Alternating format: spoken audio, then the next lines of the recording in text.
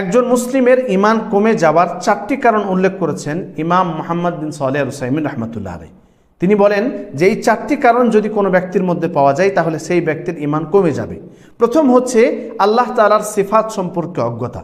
যে যত বেশি আল্লাহ তাআলার সম্পর্কে জানবে, আল্লাহ তাআলার সিফাত সম্পর্কে জানবে, তার ইমান তত বৃদ্ধি পাবে। আর এগুলো সম্পর্কে যার জ্ঞান যত কম হবে তার ইমানও কমে যাবে।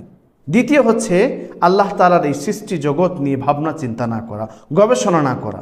এগুলো গবেষণা যদি কেউ করে তাহলে তার ইমান বৃদ্ধি পাবে, আর এগুলো যদি গবেষণা না করে সৃষ্টি জগৎকে নিয়ে তাহলে তার ইমান কমে যাবে। তৃতীয় হচ্ছে সৎ ইবাদত অর্থাৎ আমালে সলেহ না করা। আমালে সলেহ যদি আপনার বেশি হয় তাহলে ইনশাআল্লাহ আপনার ইমান বৃদ্ধি পাবে, আর যত বেশি কমে আসবে তত আপনার ইমান কমে যাবে। চতুর্থ হচ্ছে গুনাহের সাথে যুক্ত হওয়া, কারণ মানুষ যত বেশি গুনাহের সাথে যুক্ত হয় তার ইমানও তত কমতে থাকে।